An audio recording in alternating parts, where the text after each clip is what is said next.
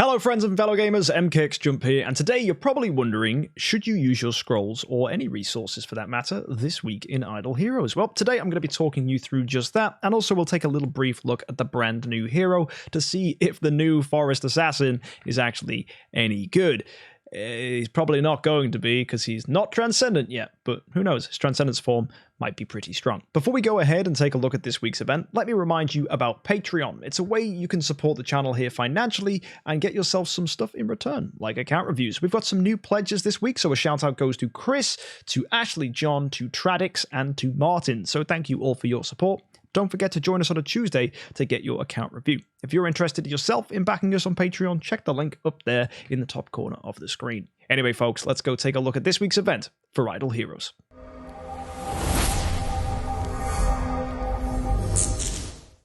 So, we have a Heroic Summon event this week. That means we're going to get 3 Heroic Summon Scrolls and 150 gems every day for logging in.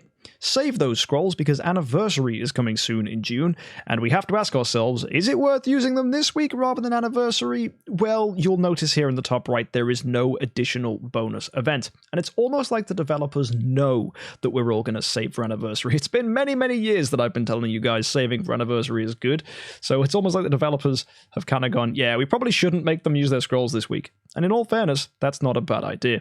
Usual stuff we have today is the Palace of Eternity, where you can go and swap any of the older heroes we've had released recently. So Elena, Ailamak, Arania.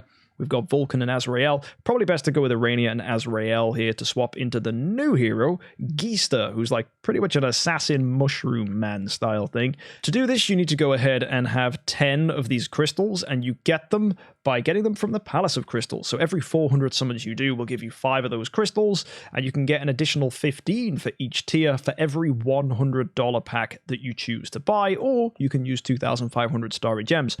Is it worth it? Not really. Honestly, the Palace of Crystal is not that exciting unless you're really itching to get immediate copies of new heroes. And really, I would just wait for the Transcendence events where you can actually select the hero that goes in here. It's much more valuable to do that. If you scroll down, we have, of course, these value packs. We've already looked at the top one that gives keys, but you also get the usual gems and scrolls. It's okay. 200 scrolls for $100 is, it's fine, but as you'll see later on, there's easier ways to pick up scrolls, which gets you a lot better stuff in return as well. The hero lottery, this pretty much means every time you get a copy of the new hero, you get 4-star armor. That's okay if you need the 4-star armor either to destroy for resonance stuff, or maybe you just want to put it on your heroes if you're a super new player. On top of that, the summon prizes are going to reward us for using heroic summons. Here you can get Prophet Orbs and heroic summon scrolls for each tier you do. 50 scrolls, of course, gets you Prophet Orbs and scrolls. 100, same thing. 200 gets a Cruce in there as well. 300 gets you soul symbols and a core.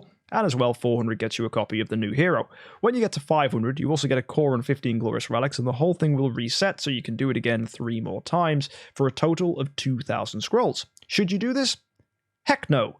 Anniversary is right round the corner in June, and if you don't know, Anniversary should give us a ton of fantastic rewards. You're probably going to need anywhere between 1,000 and 2,000 scrolls for that event, so you just want to save as much as possible. If in doubt, save. This event is giving us nothing for using our scrolls. There is no opportunity to get sublimation chests, there's no opportunity to get artifact chests, at least not by using scrolls. If you just go back and look at Christmas, Black Friday, Chinese New Year, you'll see there are ways to get fantastic rewards by using your scrolls because you, as free-to-play players, can get artifacts and sublimation chests. That's the reason we save scrolls. This event is not good enough for that. Even if it does get you a new hero, you can just pick him up in a future event where you can select the hero as the reward.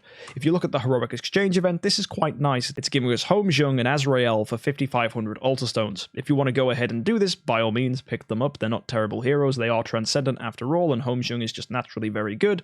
But then again, for those of you that aren't new players chasing copies of heroes, this is kind of boring. And going further down to that, we have the Luck Relay. Now, this for most people will be the most exciting part about this week because it's an opportunity to get a lot of very good rewards that might not necessarily help you now, but they will help you in the future. And if you're at all used to spending, this could be attractive. This is going to get you 100 Prism Starry Gems for spending $50. That's Prism Starry Gems. So this can be converted to normal Starry Gems. You also get 10 Heroic Summon Scrolls. The next one gets you an additional 100 Prism Starry Gems for a total of 200 with 10 Heroic Summon Scrolls, and that's free. So that $5 is actually 200 Prism Starry Gems. That's better than you'd normally expect for $5. Carrying on, for another $1, right? A single dollar on top of that is going to get you another 100 Prism Story Gems and 10 Heroic Summon Scrolls. Even if I was a light spender, I would be considering getting those first 3, because that's 300 Prism Story Gems. That's quite good. In fact, that's very good. All for $6. Madness. Carrying on, 200 Prism Story Gems for $100, along with 20 Heroic Summon Scrolls, plus another 200 Prism Story Gems for 1,000 gems. So this is already, it's getting you way more Prism Story Gems for your money than you would normally even get by going to the Prism Story Gem purchase. And then if you spend another $1, you're getting another 200 Prism Story Gems and 5 Cores of Transcendence. This adds up fast, and you can realize you've just easily gone and spent over $20, but you've got so many Prism Story Gems for doing that, and you've got cores as well. If you go and buy this next one, that's $10 on top of that. That's 200 Prism Story Gems with 5 cores, with a free bonus of 200 Prism Story Gems and 30,000 Artifact Essence. That's an entire splendid artifact in Essence alone. And then if you want to spend $20 at the end, you get 400 Prism Story Gems, 2,000 gems, 50 Glorious Relics, and 200,000 Stellar Shards. This is one of the best relays we've ever seen, because it's giving us everything we actually want. We like cores, they get us Stellar Shards. We love getting Artifact Essence that helps us build splendid artifacts. We love getting Stellar Shards. We love Glorious Relics. We love Prism Story Gems, and we need gems and scrolls to actually be doing good things at Anniversary. So if this isn't a clue that Anniversary is going to need all these things, then I don't know what is. Obviously, bonus scrolls are super duper nice. On top of that, the Moonlight gift adds to this by saying, hey, look, if you want to up your spending to 5,000 VIP XP, which is $100, so this is about $50 here, add to that another $50 worth of Story Gems and whatever else you want to buy to get yourself right to 5,000, you're going to get 100 additional Heroic Summon Scrolls with a Mysterious Artifact Selection chest.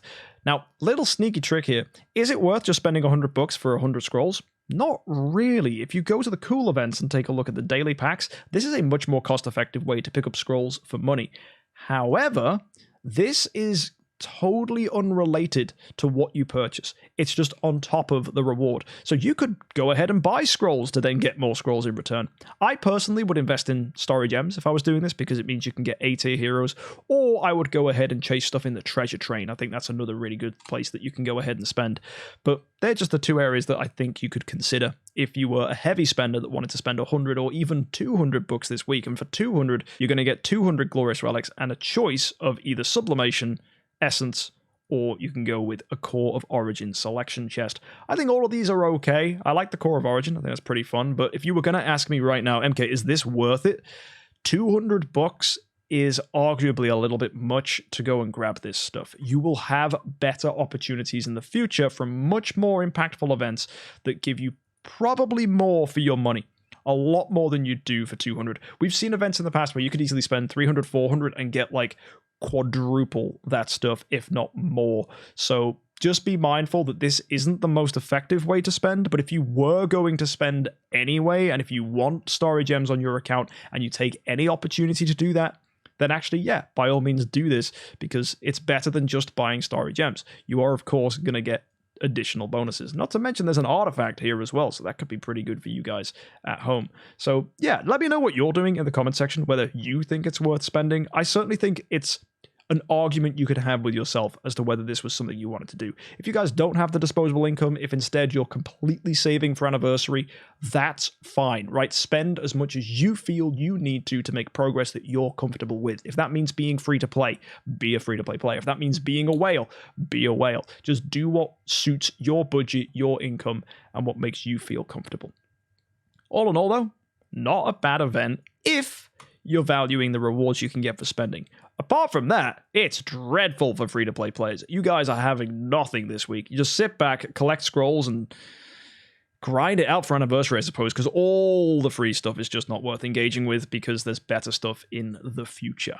Now, before we finish up, you're probably wondering, is the new assassin, Geester, any good? Well, he's actually pretty interesting, but he's by no means amazing. He's coming with bonuses to HP, attack, crit damage, and speed, although for a hero with a bonus to speed, he's exceptionally slow. Assassins are normally 1232 for their speed, 1187 isn't that good. You might argue that doesn't really matter for PvE, and you're very correct. PvE speeds with heroes like this, just you're never ever going to be fast enough if they're too quick, and if you are quick, then you're always going to be faster. So yeah, it's a weird spot really for a hero like Geester. Geester has a strange bunch of effects that pretty much result in rather ineffective abilities. So you'll see he steals 30 energy with his basic attack. Well, that's terrible, because if it crits, he'll give them 20 energy. So he's only really stealing 10 energy, and that requires you to upgrade this. If you just go with the base level version, it does 20 energy steal and then gives them 20 energy if he crits. So it nets nothing. It's not going to stop anyone from doing an active skill if they had one charged. So that's really terrible. Also, if the enemy has Dynamic Hiffer, which is simply an ability which is going to just synergize with his stuff, it doesn't actually do anything. He's able to poison enemies with additional damage, which of course is increased if you go ahead and improve him in the imprints. Further to that, he's got a final passive, which when he takes crit damage allows him to poison his attacker, so it's a reactive ability, which is quite funny because he's an assassin, so he's going to be quite squishy, so the idea of him getting hit seems quite counterintuitive, but hey, that's how he's designed. You put that poison stuff out, he gets an increase in energy. That's quite nice. So he's going to get fed energy. That's quite cool, actually. Getting hit feeds energy. So maybe the slow build is intended so he can get hit and then do active skills early. Potentially, that could be a thing. I don't know. We'll just have to wait and see how people choose to use him. They're probably just not going to use him, in all honesty. And if you land a crit with a basic attack or active skill, it will do Dynamic Hiffer on the target for 3 rounds. So that's how you inflict it. Also, of course, when he takes crit damage, he'll inflict it as well. So that's how you deal it out to opponents. And then you'll also poison the target, dealing 600% of attack damage for 4 rounds. So if you crit, you do more poison. That's quite nice, because his active skill is going to detonate that poison and hurt enemies. It's also going to detonate burn, you can see here. That's what Virulent Toxin does. In fact, it's 120% of the damage of all the damage over time they are yet to take coming from burn or poison. So it's a nice way of fast-forwarding the fight and immediately doing all the poison and burn straight away. You could see that maybe synergizing with heroes like Eos or Freya or anyone that has poison or burn, but then also it's capped at 5,000% of Geester's attack. So if you are going to try for that strategy, you actually need Geester to be leveling up with the rest of the team so that he's actually not pulling that damage down. Yes, it immediately happening is fantastic. If, however, his attack isn't high enough, you're going to cap the amount of damage you do, and that's going to mean you're not able to kill the opponents and you're wasting all that damage. So you've got to find a balance between making this guy strong and making your other heroes who poison and burn strong too. And that kind of speaking, balancing heroes is typically bad, because in this game, you want to focus on having heroes in homes, and making someone like this guy a main homeowner just to get that pop to be effective is going to be something only really super endgame whales can do, who can afford to have someone like Geester in a house. Other than that, I don't think there's going to be much use for him. I don't even think in early game he's going to be useful. He might be a decent tenant for someone, so let's go ahead and check the Cloud Island, but the only place I know he's definitely been added as a tenant is Ailamak, but that's tenant spot 3. He's an assassin, so he's not even worth picking, and Fiona, even though she's a priest, is better than him when it comes to the stats you gain on Ailamak, so you would rather pick Fiona. Also, let's see who else he's a tenant for. Holmes Young?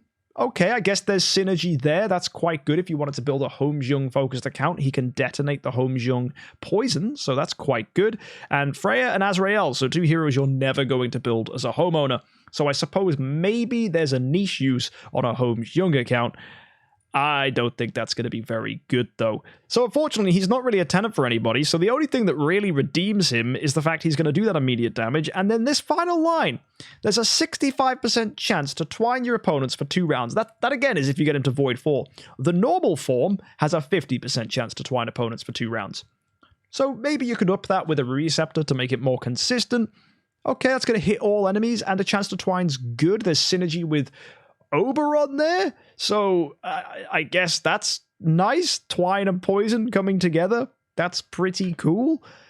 But at the same time, no one's using Oberon, no one's using Geester, and even if that synergy sounds good, they're not Transcendence heroes, so there's going to be no synergy there at all. The only place this could maybe be interesting is if someone makes a very dedicated cheese team, or some way of abusing Geester in the Idle Heroes 10-Star Cup, which is the tournament we actually held last weekend. If you're curious what that is, it's basically a way where we have a balanced PvP session with no Transcendence heroes. It's quite an enjoyable experience. Poor Geester, though, I don't know if he's going to be good there. I think he's too slow. And on modern accounts, absolutely is not worth picking. Moving across, we have next week's event, which is just going to be a standard Imps adventure, extra drop carnival, and the shelter mission, which is giving Saja, Annabelle, Siahu, and Arania. Carry's the nicest thing here, really, if you need to carry copies, but everything else is just a bit like, oh, okay, cool, just other 5 stars. You'll do with this anyway. The nice thing about Arania, she's a priest, and that might sound weird to you guys, but we have had so many assassins and rangers in the Abyss faction recently in Shelter Mission that Akasha has been the only hero we've needed. Finally, we can actually use priests. So let's go. We can actually do something and actually feel like the other 4 stars we have in Abyss will actually get some limelight. So that'll be actually quite useful. And yeah, Siahu's actually not that bad. He's a decent tenant, and Annabelle's quite fun. So those heroes are okay, I suppose. What you will notice is there doesn't seem to be anything fancy attached to this event, and it's the same for this week's event too. So these events that will build up over the next few months will be fairly quiet. That's just the way it is on our way up to Anniversary. The developers already right now are putting all their time and energy into making Anniversary. Even the people I've spoken to behind the scenes at Idle Heroes and at DHGames have said, yeah, we're really just focusing on Anniversary right now. So they're just getting themselves prepped, and I'm imagining that means we won't get any real crazy events that are too different from what we've already seen. If they are going to give us something, it'll just mimic what we've had in the past, so it's less intensive on their pre-existing code. That means they might be putting up something quite good for Anniversary, though. We could be seeing a new Transcendence hero, new art designs, new skins, maybe a bunch of new mechanics. We'll just have to wait and see. And that's not to mention, the devs have already been doing tons of quality of life improvements. Even just this week, we got some extra stuff where now heroes are grayed out when they die. That's fun. There's other stuff too. You could do, if you really wanted to, actually, let me just show you. They've added a button where you can do 100 summons all in a single click, which I guess that's quite good. That makes life a lot easier if you're doing a big summon event.